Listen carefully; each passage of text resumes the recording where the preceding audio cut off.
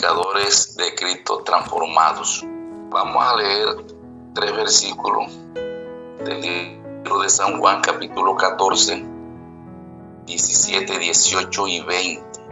Dice la palabra de Dios en Nueva Versión Internacional: el Espíritu de verdad, a quien el mundo no puede aceptar, porque no le ve ni le conoce. Pero ustedes sí le conocen, porque vive con ustedes y estará en ustedes. Estará con y en. Cuando dice estará, cuando se dijo estaba en el futuro, ¿no? Porque Jesús es que está hablando aquí. Y estará en ustedes cuando el Espíritu Santo, el Pentecostés. Dice el versículo 18: no los voy a dejar huérfanos, volveré a ustedes. En este caso refiriéndose al Espíritu Santo. Dice el versículo 20: en aquel día ustedes se darán cuenta de que yo estoy en mi Padre y ustedes en mí y yo en ustedes. En aquel día, está refiriendo al futuro, en aquel día, ustedes en mí y yo en, no dice con, en vosotros. Entonces, queridos hermanos, vamos a repasar aquí muchas cosas conocidas, pero es cuestión de meditar, porque Jesús estuvo con nosotros, pero el propósito real para cumplir la misión es que realmente Jesús debe morar en nosotros a través del Espíritu Santo.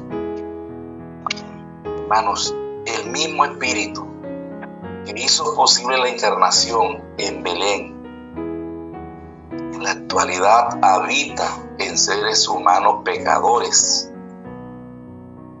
Esta es la única explicación posible del Pentecostés. La estadía terrenal de Jesús con los hombres, pero fuera de ellos, no estaba en ellos. Ahora tenemos su vida en nosotros mediante el Espíritu Santo. Eso es lo que está diciendo Juan 14, 16, 18 y 20. Eso es lo que está diciendo. Jesús vivió su vida terrenal con los hombres. Pero la promesa es que Jesús a través del Espíritu Santo quiere morar en nosotros. Nosotros conocemos mucho la historia de los discípulos, pero siempre se renombra Pedro y Juan, ¿cierto? Y entonces nosotros vemos la actitud de cómo vivían ellos antes del Pentecostés. En el momento, mi hermano, que Jesús, por así decir, inyectó en el alma de Pedro, en virtud de su unión con Cristo, mire lo que Pedro hizo. Cuando el Maestro hizo su morada en Juan, el amor, la humildad, el sacrificio propio del humilde Jesús se posesionó en Juan, y eso lo animó a escribir esas cartas que Juan escribió llenas de amor. ¿Cómo era Juan? Según la Biblia, antes de esto, hijo del trueno, ¿cierto? Un carácter bien fuerte, un carácter difícil. Y ahora encontramos un Juan escribiendo esas cartas llenas de amor. ¿Quién hizo ese milagro, hermano? Lo hizo el Espíritu Santo en la vida de este hombre. Pero ahora Él los acompañaba morando en su interior. Y esto transformó toda la expectativa de su vida y de su conducta. De esta manera estos hombres fueron equipados, mi hermano, para emprender su tarea aparentemente imposible de hacer lo que ellos hicieron después de que Cristo morara a través del Espíritu Santo. Entonces esta mañana yo les quiero decir a ustedes que esta es la única forma real y genuina de vivir vidas victoriosas. Hermanos, en realidad el único modo de vencer el pecado en la vida cotidiana, mientras permanecemos en este mundo, hermano, es eso, que Cristo more en nosotros a través del Espíritu Santo. Todavía nosotros, sí, es bueno de nosotros conocer la historia de Cristo crucificado, pero a veces no recordamos, no entendemos que el Pentecostés hizo posible todo lo que se tenía que hacer. A partir de ese momento, Él no quiere morar fuera con nosotros, Él quiere morar dentro de nosotros. Él vivió con nosotros, pero ahora quiere morar en nosotros.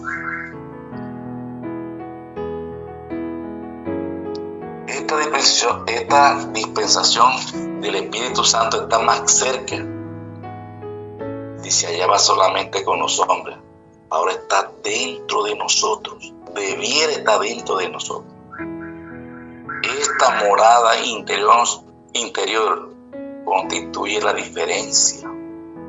De esa manera la vida entregada a Él es traída bajo el control del Espíritu Santo desde dentro hacia afuera. Eso es lo que Dios quiere. Entonces, hermanos, ya saben que Jesús dijo que nosotros, si queremos ser sus discípulos, debemos amarnos unos a los otros. Ese es el cumplimiento de la ley. Ese es el cumplimiento de la ley. Entonces vamos a leer cuidadosamente estos 3 versículos que encontramos en Efesios 3, 16 al 19, para que os dé conforme a la riqueza de su gloria el ser fortalecidos con el poder en el hombre interior por su Espíritu, para que habite Cristo por la fe en nuestros corazones, alabado sea su nombre, a fin de que arraigados y cimentados en amor, seáis plenamente capaces de comprender con todos los santos cuál sea la anchura, la longitud, la profundidad y la altura, y de conocer el amor de Cristo que excede a todo conocimiento, para que sea lleno de la plenitud de Dios. Amén, hermanos. Amén. Tremendo estos versículos. Entonces aquí estamos comprobando que los predicadores transformados debemos ser llenos de lo que está diciendo el apóstol Pablo en Efesios 3, 16 al 19. Que la plenitud de Cristo, que la deidad more en cada predicador para nosotros poder ser transformados.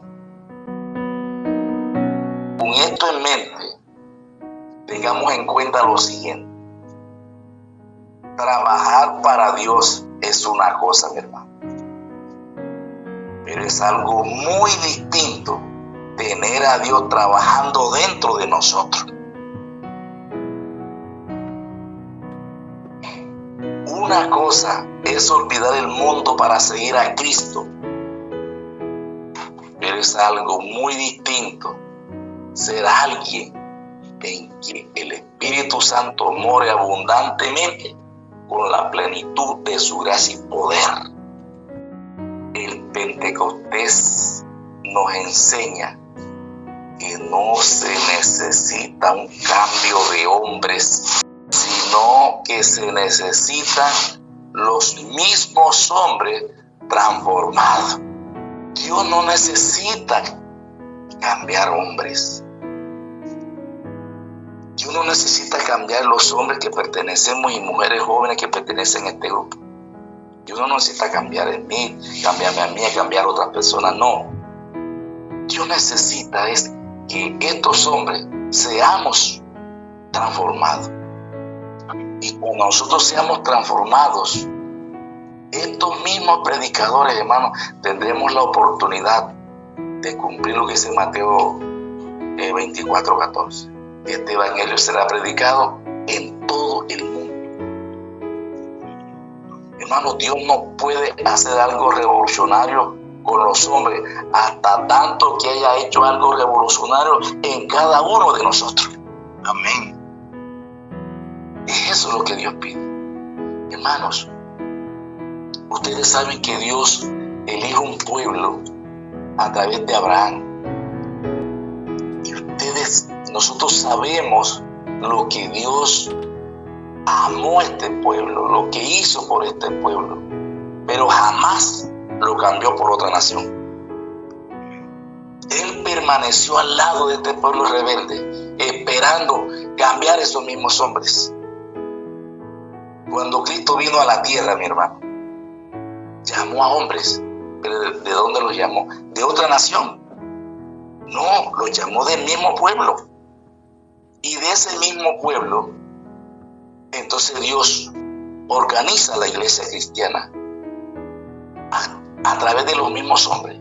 Pero ¿cuál fue el milagro que sucedió en el Pentecostés? Que esos mismos hombres fueron transformados por el Espíritu Santo y hicieron una revolución en ese momento, porque ya Jesús había hecho una revolución en el corazón de ellos. Hermanos, que nos quede claro algo. El diablo es terrible, cochino, puerco. ¿Sabe por qué? Porque, hermanos, se levantan grupos dentro de la iglesia diciendo que son el remanente, que se han atrevido a decir que ya Dios no tiene la gracia con este pueblo, con esta iglesia, que ya Dios se apartó, incluso ponen fecha. Algunos grupos salen de nuestras iglesias y mencionan algunas fechas, 1888 y 1914. Y salen y sacan otros grupos nuevos. Se apartan de la iglesia y aparentemente hacen cosas buenas en sanatorios y todo eso. Hermano, Dios no cambia hombre. Dios quiere transformar a los hombres dentro de la iglesia. Tengamos bien en cuenta eso, que ese no es el plan de Dios, de sacar grupos dentro de esta iglesia. No, Señor. Todos los cambios, todo lo que se puede hacer debe ser dentro de la organización, porque Dios trabaja con la organización. Dios trabaja con la organización. Y termina Dios diciendo que esta iglesia hoy es como la niña de su ojo. Aunque débil e imperfecta, es la cosa que Dios tiene más linda en este mundo. Alabado sea el nombre de Dios. Así que Dios no cambia a hombres. Dios transforma a hombres. Y Dios quiere transformar todos los que pertenecemos a este grupo, hermano. Porque transformados, que Dios, el Espíritu Santo, nos utilice a nosotros para llevar la obra a nivel mundial. Lo que usted estaba diciendo al principio, maravilloso. Esa es la obra del Espíritu Santo. Y entre hermanos nos acerquemos a Cristo y luchemos, hermanos, para que esto sea una realidad, para que el Espíritu Santo more en nosotros y así cumplir la obra que Dios quiere. Entonces, hermanos, hagamos un pequeño recuento o recordemos la historia de lo que pasó visiblemente en el Pentecostés. Yo no sé, y ustedes me dirán y quedará como para estudio. Los apóstoles y los 70 que Jesús había enviado a predicar, yo estoy seguro, hermanos, porque así lo dice la Biblia, que los apóstoles y los 70 predicaron muchos sermones. Predicaron. La Biblia Biblia dice que ellos cuando regresaron de esa gira, le comentaron a Jesús lo que ellos hicieron. Porque Jesús les dio autoridad, los autorizó para sacar demonios, para curar enfermos, para curar paralíticos, sanar leprosos. Tremendo. Y ellos regresan y le dicen a Jesús, oiga, mire, imagínense, hicimos esto y esto. Maravilloso. Y lo que les quiero decir es que si ustedes buscaron en los 4 evangelios algún sermón que ellos predicaron y se registró, les agradezco que me digan la cita, porque hasta ahora yo no los he encontrado. ¿En qué parte de los 4 evangelios se encuentra un sermón predicado por los 70 o por los apóstoles antes del Pentecostés? Pero mi hermano, el primer sermón cristiano que se predica después del Pentecostés está escrito. Amén. Está escrito, hermano. Entonces, si se escribió, que fue inspirado y por el Espíritu Santo, y se tuvo esa facilidad y esa oportunidad de escribirse, es para que nosotros lo estudiáramos como predicadores. Amén. Eso. Y de pronto nosotros estudiamos, no nos detenemos a mirar ese sermón, porque es un sermón victorioso, mi hermano. Es un sermón victorioso. Entonces, en el versículo 14 de Hechos de los Apóstoles, capítulo 2, dice la palabra: entonces Pedro, poniéndose en pie con los 11, alzó la voz y les habló diciendo: varones judíos y todos los que habitáis en Jerusalén, esto sea notorio y oíd mis palabras. Y ahí empieza el sermón de este hombre, mi hermano. En ese momento, Pedro ponerse de pies era algo nuevo, era algo de una revolución. ¿Por qué?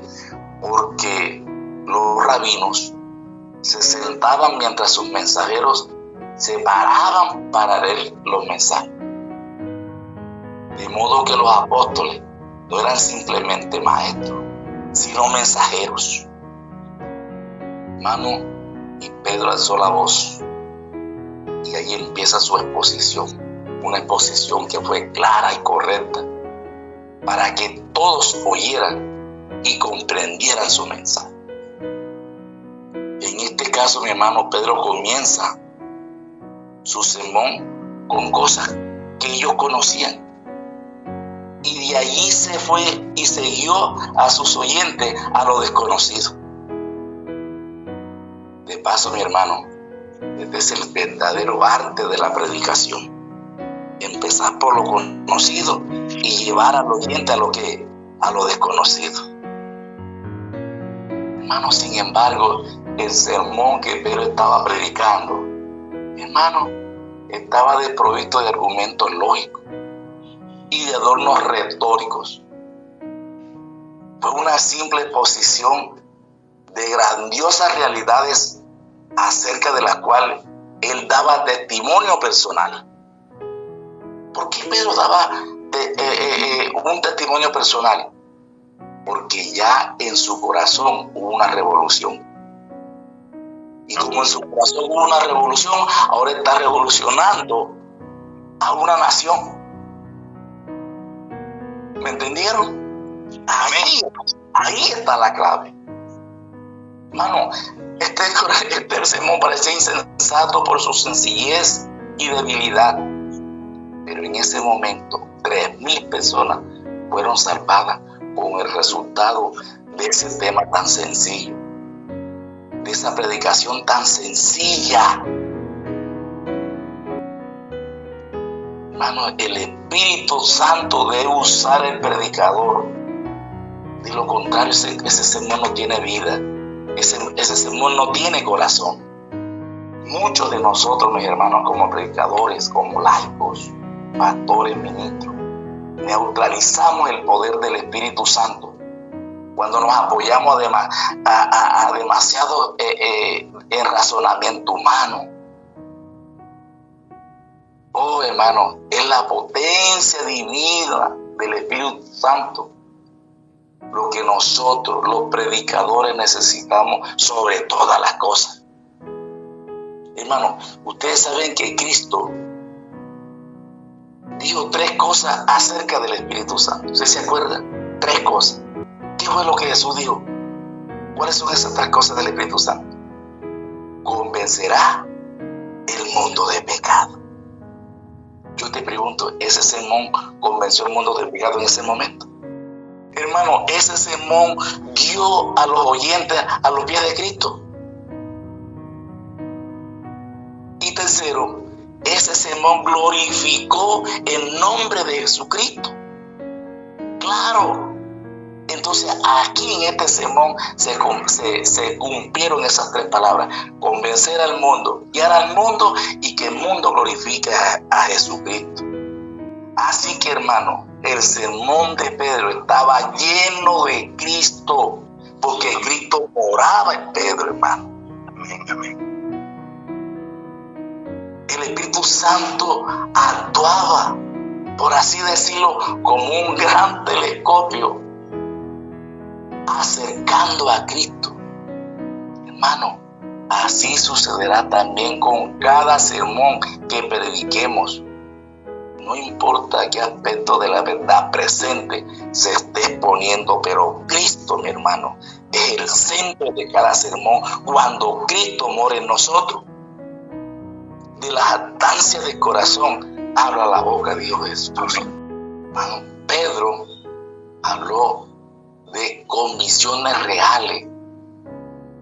No había probabilidades ni suposiciones en su discurso. No había teoría ni transigencia, pero un discurso henchido de valor. Presentaba la realidad de Jesús y la perfección de su vida. En ese sermón, Pedro ahí mete la muerte vicaria de Jesús, la resurrección y exaltación, el derramamiento de esto. Esa palabrita de 4 letras, esto, es la palabra clave del sermón. La multitud preguntó: ¿qué quiere decir esto? Ahí están las 4 palabras. Eso está en Hechos 4:12. ¿Qué quiere decir esto? La respuesta de Pedro fue: esto es lo que ha dicho. Ahí está, esto es lo que ha dicho el profeta Joel. Ahí viene lo desconocido para muchos de ellos. Versículo 16. Hechos 2:16. Esto es lo que ha dicho el profeta. Hermano, y cuando usted sigue leyendo ese sermón, cuando usted llega al versículo 33, mire lo que dice el apóstol Pedro. Así que, exaltado por la diestra de Dios y habiendo recibido del Padre la promesa del Espíritu Santo, ha derramado esto que vosotros veis y oís. El esto incluía todo lo que había visto y oído. Esto se está refiriendo al Espíritu Santo. Hermanos queridos, y entonces dice la Biblia que cuando Pedro enfocó ese sermón con tanto poder, dice Hechos 2:37 y 38 y 39, Hechos 2:37, 38 y 39. Y al oír esto se confundieron de corazón y dijeron a Pedro y a los otros apóstoles: varones, hermanos, ¿qué haremos? Se confundieron. ¿Por qué se confundieron? Porque en la vida de Pedro ocurrió una revolución. En su corazón estaba morando Cristo a través del Espíritu Santo. Y Pedro entonces le da 4 pasos. Pedro le dijo, arrepentido es el primer paso. Segundo paso, bautícese cada uno de vosotros en el nombre de Jesucristo. Ahí está el poder, el centro del sermón Jesucristo. En el nombre de Jesucristo, para el perdón de sus pecados. Tercer paso, y recibiréis el don del Espíritu Santo. Cuarto paso. Amén, hermano. Tremendo. Y ahora dice el versículo 39. Porque para vosotros es la promesa, para vuestros hijos y para todos los que estáis lejos, para cuanto el Señor nuestro Dios os llame. Entonces la pregunta, ¿para quién es esto, mi hermano? ¿Para quién es esto? ¿Nos abarca a nosotros también hoy? ¿Esta promesa es para nosotros hoy también, mis hermanos? El resultado de la morada de Cristo en el corazón de los discípulos fue tan grande, mi hermano, que esto trajo, el Pentecostés trajo una nueva misión y una nueva convicción. Esclareció errores. Empezó una gran ola de evangelización, se extendió desde Jerusalén. Los discípulos iban por todas partes predicando la palabra. La persecución los transformó en misioneros. Los medios de la tesorería fluían, porque miren lo que dice, vendían sus cosas, sus tierras, traía el dinero y lo ponían a los pies de los apóstoles y se repartía cada uno según sus necesidades. Esta generosidad viene de parte de los creyentes. Era el resultado del derramamiento del Espíritu Santo, hermano. ¿Se da cuenta que hoy la iglesia carece de tantos recursos? De tantos recursos, mi hermano, que hay que pedir donaciones. Aquí tenemos un ministro, hermano, y tenemos que estar pidiendo a los hermanitos una cuota para pagarle al ministro que tenemos aquí en el distrito. No hay plata en la tesorería. Y aquí dice, mi hermano, que la plata fluía de la tesorería, vendían sus cosas, vendían sus tierras y se la traían a los discípulos, a los apóstoles. Ese es el resultado de que Cristo mora en cada corazón. Cuando Cristo mora en el corazón, en una de las prédicas que el pastor Borg tiene por ahí, dice que el dinero se sale solito del bolsillo y entra a la tesorería. Eso es lo que necesitamos nosotros hoy, hermanos. Lo que dice Juan 14:12. El que en mí cree, la obra que yo hago, él también la hará, y aún mayores cosas hará. Alabado sea el nombre de Dios. Ese fue el milagro del Pentecostés, cuando 3,000 personas llenas de perjuicio, de malicia, de amargura, con sus manos manchadas de sangre de Jesús, se arrepintieron y lo coronaron como Señor y Cristo. Esos mismos que mataron a Jesús ahora están coronando a Cristo como Señor y Cristo, hermano, por el poder de un hombre que hubo una revolución en su vida, en su mente y en su corazón, y predicó un sermón sencillo, y mire lo que pasó. Palabras de vida del gran maestro, página 92. Estas escenas han de repetirse, alabado sea el nombre de Dios, y con mayor poder. Póngase a pensar ustedes, eso que estamos estudiando hoy se va a volver a repetir y con mayor poder. Póngase a pensar. El descenso del Espíritu Santo en el día del Pentecostés fue la primera lluvia, pero la última lluvia será más abundante. El Espíritu espera que lo pidamos y recibamos. Cristo ha de ser nuevamente revelado en su plenitud por el poder del Espíritu Santo. A veces predicamos de esto para el futuro, el fuerte pregón, y nos colocamos futuristas, pero mi pregunta es, ¿y hoy qué? O sea, ¿qué estamos predicando hoy? Pura teoría humana. Entonces reflexionemos que hoy ustedes y yo, a través de este grupo, a través de nuestras iglesias, necesitamos vivir ya la lluvia tardía individualmente, para que en el nombre de Jesús se hagan sanaciones, se hagan milagros, se saquen demonios, mi hermano, se paren los enfermos. Hermanos queridos, Testimonio para la Iglesia, tomo 8, página 27, dice lo siguiente: a nosotros hoy, ¿cuándo es hoy? ¿Cuándo es hoy? Hoy. Tan ciertamente como los primeros discípulos, pertenece la promesa del Espíritu. Dios dotará hoy hombres y mujeres del poder de lo alto, como dotó a los que en el día del Pentecostés oyeron la palabra de salvación. En este mismo momento su Espíritu y su gracia son para todos los que los necesiten y quieran aceptar la palabra a pie de la letra. Alabado sea el nombre de Dios. Entonces, hermanos, la gran obra de evangelización no terminará con menor manifestación del poder divino, que es lo que señaló al principio de ello. Hoy en día, mi querido hermano, ese poder lo necesita cada ser humano que está dispuesto a cumplir la palabra al pie de la letra.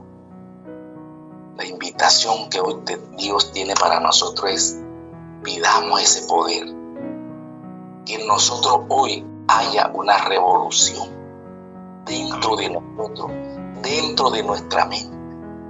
Y lo que Pedro hizo con un sermón tan sencillo, usted y yo también lo podamos hacer bajo el poder glorioso de Cristo Jesús en nuestras vidas.